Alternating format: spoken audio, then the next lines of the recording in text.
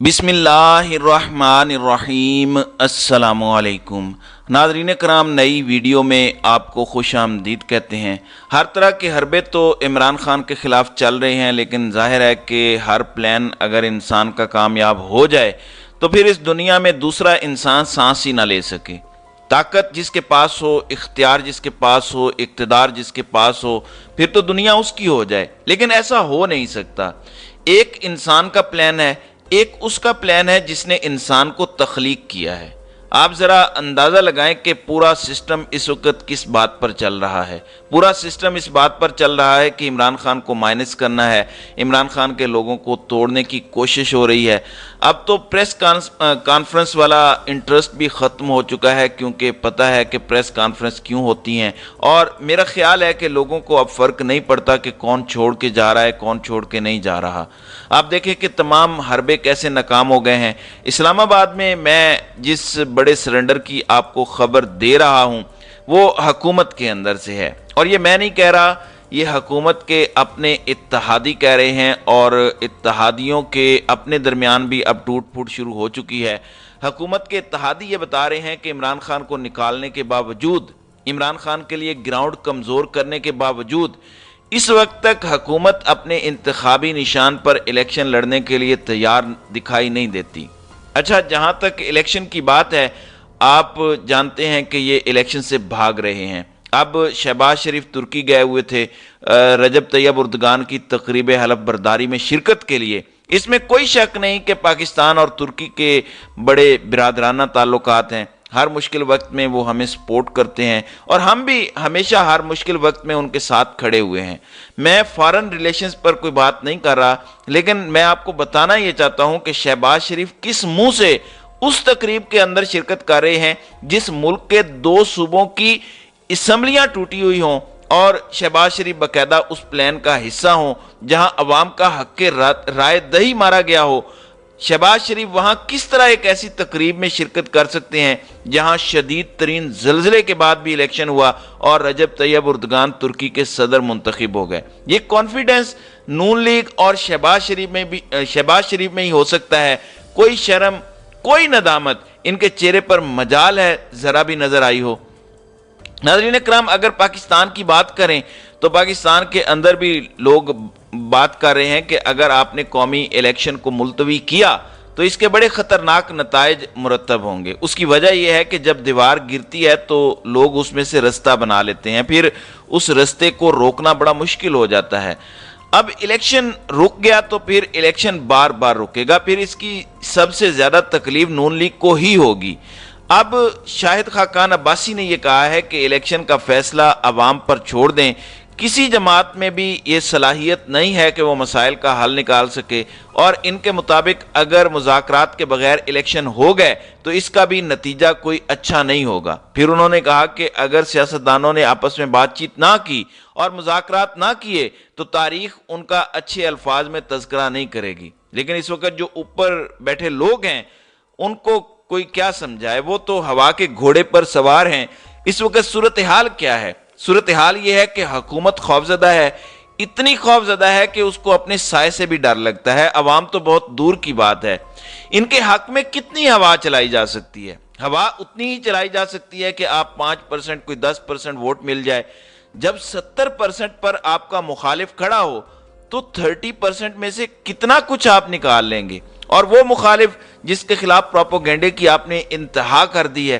اس وقت پنجاب میں Peoples party کے غبارے میں بہت زیادہ ہوا بھرنے کی ناکام کوشش ہو رہی ہے، میں اس حوالے سے آپ کو بتاتا ہوں، لیکن اب پیپلز پارٹی والے خود ہی اس کا بھانڈا جو ہے وہ پھوڑنا شروع ہو چکے ہیں۔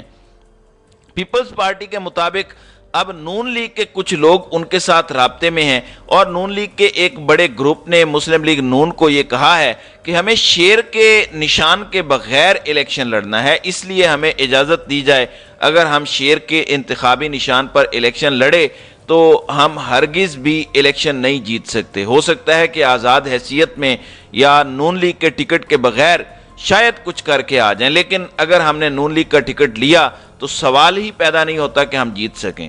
یہ وہی مسلم لیگ نون ہے، وہی مریم نواز ہے جو بتاتی تھی کہ مسلم لیگ نون کا ٹکٹ چلتا ہے، یہ کہتی تھی کہ ہم نے سینٹ کے الیکشن میں پیسے نہیں لگائے، مسلم لیگ نون کا ٹکٹ چلا ہے جس پر سب کچھ ہوا ہے۔ اب اگر انہی کے لوگ یہ بات کر رہے ہیں تو پھر اندازہ لگا لیجئے کہ صورتحال ان کے حق میں اس وقت کتنی ہے، صورتحال ان کے حق میں ہے یا نہیں ہے۔ دوسری جانب ایک کنگز پارٹی کھڑی کرنے کی کوشش ہو رہی ہے، اور وہ کنگز پارٹی کس کی ہے؟ وہ پارٹی جہانگیر خان ترین کی ہے۔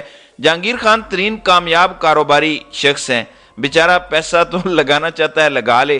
اگر جہانگیر خان ترین خود اپنے لوگوں کو میدان میں اتار کے سیٹیں نہیں جیت سکا تو کیا خیال ہے وہ اب جیت جائے گا؟ کنگز پارٹیاں وقتی طور پر ان کے غباروں میں ہوا بھری جاتی ہے اور استعمال کر کے ان کو پھینک دیا جاتا ہے۔ اب نعمان لنگڑیال کہتے ہیں کہ ہمارے پاس آئندہ کے لائحہ عمل کے لیے دو آپشن موجود ہیں، ایک یہ ہے کہ ہم کسی اور پارٹی میں شامل ہو جائیں، دوسرا یہ کہ ہم اپنی الگ پارٹی بنا لیں۔ آئندہ چند روز میں ہم فیصلہ کر لیں گے۔ بالکل آپ کو فیصلہ کر لینا چاہیے، اس میں کوئی دو آرا نہیں ہے، لیکن اس وقت آپ کو لے کر آپ کے حق میں کنگ پارٹی یہاں پر چلتی نظر نہیں آ رہی، اور یہ کوئی اور نہیں، یہ دوست محمد کھوسا کہہ رہے ہیں اور وہ خود اعتراف کر رہے ہیں۔ اب ہوا بنانے کی کوشش کی جا رہی ہے پیپلز پارٹی کے حوالے سے، اور میڈیا اس میں بھرپور ساتھ دے رہا ہے۔ دنیا نیوز کی خبر ہے کہ آصف علی زرداری پنجاب لے اڑے، ایک اور سیاسی شخصیت کی پیپلز پارٹی میں شمولیت۔ اس کو چھوڑ دیتے ہیں، آگے چلتے ہیں۔ جیو نیوز رپورٹ کر رہا ہے کہ پی ٹی آئی سے الگ ہونے والا ایک اور بڑا ریلا پیپلز پارٹی میں سما گیا۔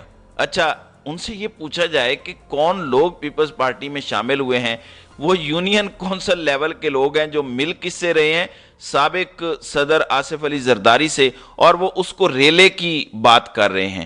آج گجرانوالہ اور حافظ آباد سے لوگ شامل ہوئے۔ آپ جا کے ان لوگوں کے علاقوں میں ان کے نام پوچھ لیں، شاید پورے حافظ آباد یا پورے گجرانوالہ میں ان کے نام سے 100 بندہ بھی آگاہ نہ ہو، لیکن میڈیا ہائپ کریٹ کرنے کی کوشش کر رہا ہے اور پیپلز پارٹی کے ساتھ یہ پرینک کیا جا رہا ہے۔ چلے کچھ اور نہیں تو پیپلز پارٹی کی قیادت کو ہی بتانا چاہیے کہ کس لیول کے لوگ ہم میں شامل ہو رہے ہیں۔ وہ لوگ جو کونسلر بننے کی صلاحیت نہیں رکھتے، ان کا اپنا ووٹ بینک کیا ہے؟ اور پھر دوسری اہم بات یہ ہے کہ پنجاب میں پیپلز پارٹی پولیٹیکلی کس بنیاد پر ووٹ لے گی، کیا اٹریکٹ کرے گی، یہ کسی کو سمجھ نہیں آ رہی۔ اب آتے ہیں سپریم کورٹ کی طرف۔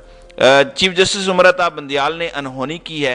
آخری نظر ثانی کیس کی جو سماعت ہوئی تھی تو اس دوران سپریم کورٹ کو بتایا گیا اٹارنی جنرل کی جانب سے کہ ریویو اور ججمنٹ کا قانون اب نافذ ہو گیا ہے، اس پر صدر نے دستخط کر دیے ہیں، اس لیے الیکشن کا نظر ثانی کیس اب لارجر بینچ سنے گا، کیونکہ وہ بھی از خود نوٹس تھا۔ اس پر عدالت نے کہا تھا کہ ٹھیک ہے، آپ اس نوٹس کی کاپیاں فریقین کو دے دیں، ہم اس کا بعد میں فیصلہ کر لیں گے۔ لیکن آج عدالت نے 3 رکنی بینچ ہی یعنی لارجر بینچ نہیں، کوئی 5 رکنی، کوئی 7 رکنی یا 9 رکنی بینچ نہیں، 3 رکنی بینچ ہی نظر ثانی اپیل سنے گا۔ ابھی عدالت کی جانب سے جو کاز لسٹ آئی ہے، سپلیمنٹری کاز لسٹ، عدالت نے 7 جون بدھ والے دن اس کو سماعت کے لیے مقرر کرتے ہوئے فریقین کو نوٹسز جاری کر دیے ہیں، جس کا مطلب یہ ہے کہ اس پر مزید گڑبڑ ہونے جا رہی ہے۔ 3 رکنی بینچ اس دن بھی کیس سن رہا تھا اور اٹارنی جنرل نے بتایا تھا کہ ہم نے قانون بنا دیا ہے، تو قانون بنانے کا مطلب یہ ہے کہ لارجر بینچ بننا چاہیے، اور لارجر بینچ 3 رکنی، 5 رکنی، 7 رکنی، 9 رکنی یا فل بینچ ہوتا ہے۔ تو اب وہی 3 رکنی بینچ اس کیس کی سماعت کرے گا، تو اس کا مطلب ہے کہ جسٹس بندیال کوئی مزید سٹانس لے سکتے ہیں۔ گو ابھی عدالتیں لیٹی ہوئی ہیں اور ہر فیصلہ کمپرومائزڈ آ رہا ہے، لیکن امید اور ہوپ ہو سکتی ہے۔ ناظرین اکرام، جہاں ایک جانب یہ سب ہو رہا ہے، وہیں دوسری جانب پیٹرولیم مصنوعات کی فروخت میں 26% کمی ہوئی ہے۔ یہ صرف 11 ماہ کے دوران ہوا ہے۔ اس کا مطلب یہ ہے کہ کھپت کم ہو گئی ہے، اس کا مطلب ہے کہ گاڑیاں کم چل رہی ہیں، اس کا مطلب ہے کہ فیکٹریز کم چل رہی ہیں۔ آپ اندازہ کر لیجئے کہ 1/3 کمی ہوئی ہے، اس سے آپ معیشت پر پڑنے والے اثر کا بھی اندازہ کر لیں۔ دوسری جانب آپ کے اور میرے پیسے سے پنجاب والوں پر کیا ظلم ہو رہا ہے۔ پہلے شہباز شریف یہ کرتے تھے سرکار کے خزانے میں پیسے نہیں ہیں، یہاں تک کہ ان کے بقول الیکشن کے لیے بھی پیسے نہیں ہیں، لیکن محسن نقوی جو زرداری کا بغل بچہ ہے، وہ سرکار کے پیسوں سے اپنی تشہیر کر سکتا ہے۔ ایک اشتہار حکومت پنجاب کی جانب سے شائع کیا گیا ہے اور اس پر محسن نقوی کی تصویر لگی ہے اور لکھا ہے کہ وزیر اعلیٰ پنجاب کا پاکستانی معیشت کو $2 ارب کا تحفہ۔ ایک تو یہ وزیر اعلیٰ پنجاب نہیں ہے، اور دوسرا اس پر جو تشہیر ہے وہ سمجھ نہیں آتی کہ کیوں کی جا رہی ہے۔ اس کو اگر اتنا ہی شوق ہے تو یہ محلے سے ایک کونسلر ہی بن کر دکھائے۔ تو ناظرین کرام، آپ کی اس ویڈیو کے حوالے سے کیا رائے ہے؟ آپ اپنی رائے کا اظہار کامنٹ سیکشن میں ضرور کیجئے گا۔